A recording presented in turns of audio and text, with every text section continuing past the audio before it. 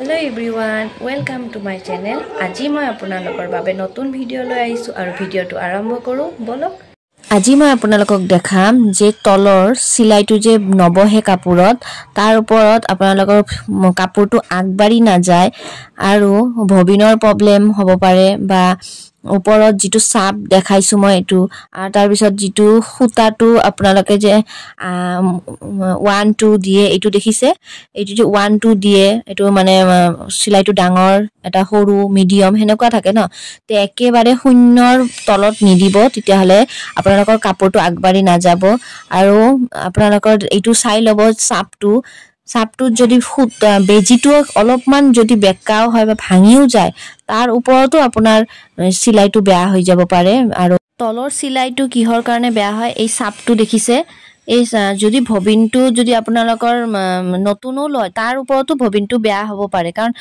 ভবিনত থাকা যেটো round shape এটা থাকে যে গোলটো যত সুতাবোৰ ভৰাই এই সুতাটো সোমোৱাৰ জায়গাখিনিটো মানে কি যেটো ডাঙৰ এবাৰ মিডিয়াম এনেকুৱা থাকে মানে যেটো ই বাকসটো আছে বাকসটোত সোমোৱাৰ লগে লগে অলপমান বেছি টাইট হৈ যায় হেই হেনেকুৱা টাইটটো আপোনালোকে নানিব মানে যেন ঘুৰে আৰু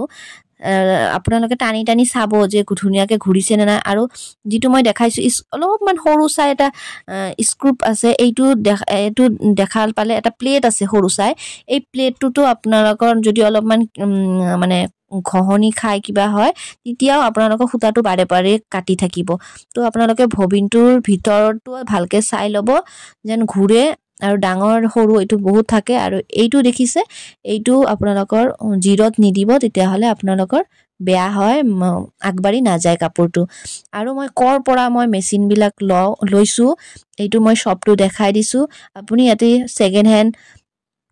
এইটো শপত আপোনালোকে সেকেন্ড হ্যান্ড নতুন বা ৰিপেয়াৰিং সকলো ধৰণৰ আপোনালোকে সুবিধা পাব এইটো মই শপটো দেখাই দিছো আপোনালোক যদি ভিডিওটো ভাল লাগিছে লাইক কমেন্ট সাবস্ক্ৰাইব কৰি দিব আকৌ লগ পাম নতুন ভিডিও লৈ বাই বাই